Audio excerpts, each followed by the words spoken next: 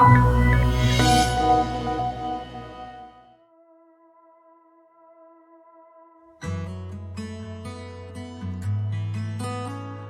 are you today? How are you today? How is your heart feeling today? Is it open? Is it closed? How's your heart feeling? Your emotional heart. Also the beating heart, but your emotional heart. Thanks for doing a little contemplation with me. Emotional intelligence. Are we in control of our emotions, or are our emotions dominating us? The Google mindfulness coach Chade Menteng tells the story of an old man walking on a dusty road, and in the distance there's a galloping horse with a young man holding on for dear life, and the horse stops next to the old man, and the old man says to the young man, "Where are you going?" And he says, "I have no idea. Why don't you ask the horse?" Flustered. And some of us are just holding on while the horse is running away, and this can be super dangerous and jeopardize our relationships. And recently I had a good laugh over the quote, "Give me coffee to change the things I can, and wine to accept the things I cannot." And it's funny, but people feel they have no control over their emotions and need some sort of outside supplement to help them. Fortunately, through Daniel Goleman's work on emotional intelligence in the 1990s, we know that emotional intelligence is trainable, whereas IQ is not so much. And I've attended many emotional intelligence or EQ workshops, and I found that they were great, but no one ever gave me a practice. And I was wondering, how can I be more EQ proficient? Like, what is the practice that I can do every day?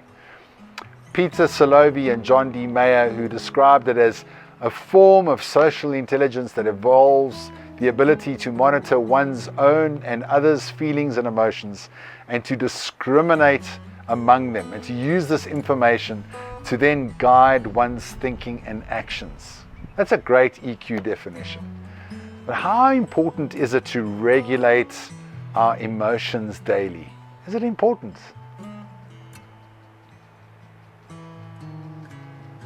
What was incredibly useful to me was learning the 4 pillars of emotional intelligence based on this definition. Number 1, self-awareness. Number 2, self-management. And number 3, other awareness. And number 4, other management. These are the 4 pillars, okay, of emotional intelligence. Really, really powerful. And you know, I learned this lesson from a young age. Got my first job, and you know that awkward period where you want a raise, and you know you've got to ask your boss, and you're feeling really, really nervous to do so. And then comes the day, you've been building up to it. You wake up and you're feeling confident and happy, and there's great self-awareness about feeling good. And you arrive at the office and the boss doesn't look happy. But I'm feeling good, so I go and ask anyway. Well, you know how the story goes. No raise. I learned to choose my days better and to increase my self-management so that I could wait for a better time. My other awareness was also quite low. I didn't recognize that the boss was in a bad way, and I didn't manage the process very well either. It affected my financial pockets. So I learned from that.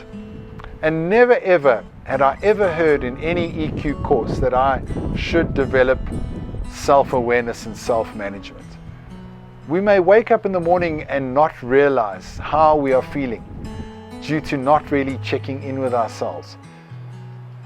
And if we're aware of our emotions, let's just say if we're unaware, things are blurry. They're unclear. We can't see the wood for the trees. We have no HD definition of mind. We can't see our emotions well. We have like a subtle agitation that's going on that remains undetected, under the radar.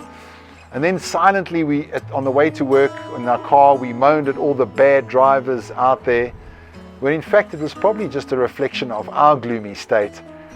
And then we proceeded to have an argument with our colleague during that first meeting of the day. And by the end of the day, we've had a bad day. You know, we could have just checked in well in the morning, and perhaps we could have mitigated that or managed ourselves a little better. We might have done some breathing exercises, some physical exercise, a nice wholesome breakfast without too much starch and sugar, and maybe we could have just realized that we're just grumpy, and then stay in the slow lane to work. And maybe that day wasn't the day to be so expressive and to be so outspoken, and then the day wouldn't have been so bad. Knowing our internal landscape is a quality of introspection that brings wisdom and compassion to our engagement with ourselves and also with others. The power of introspection, this awareness that looking, what am I doing, is knowing that when we have a moment of irritation, we can think, oh, look, I am experiencing irritation, rather than, I am so irritated. You see the difference between the two? It's like the sun of awareness that shines down on the clouds and recognizes those emotions. And these emotions are impermanent, like clouds. They're passing. They're not permanent states. They're not really who we are.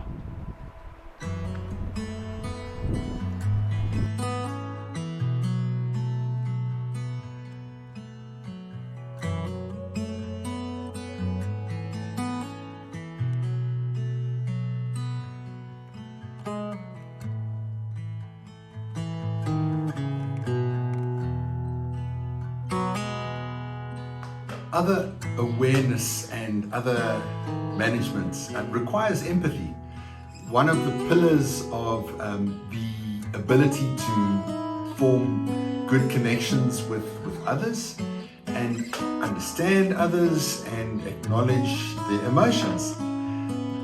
It's being helpful, it's contributing to the group effort, it's displaying good listening skills. It's the ability to explain ourselves well and be aware of how we are being understood, as well as sensing the level of comprehension of your audience. It's developing others, helping others to build their skills and their knowledge, effective teamwork and collaboration, and working with others in an effective manner. Basically, it just boils down simply to empathy and loving kindness. EQ is trainable, and it's spending quiet moments of introspection. It's growing a feeling of kindness in your heart based on non-judgment, non-reactivity, and that open-heartedness. It always reminds me of a story of a cowboy movie. You know, you see them drinking in the saloon, the sheriff and the bad guy, and they go out into the dusty road and they spit their tobacco and say, this town ain't big enough for the both of us. And they have the shootout, and the one dies and the other one carries on with owning the town. And it's really like that in our minds, in our brains, is that there's kindness and compassion. If we are practicing that well, then there's no space for judgment, jealousy, ill will, anger, etc. These two can't exist in our mind at the same time. One of them has to go. So which one are we going to feed? Which one are we going to practice? Which of those gunslingers are going to win? Well, dear friends, the good news is that emotional intelligence is trainable.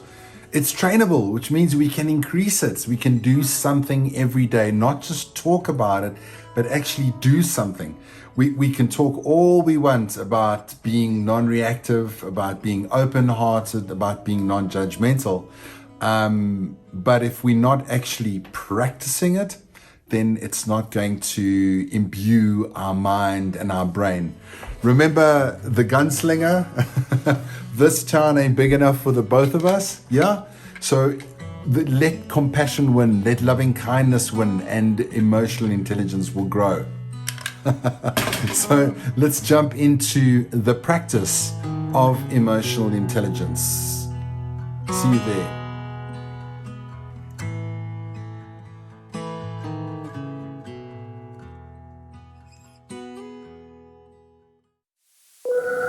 Bye.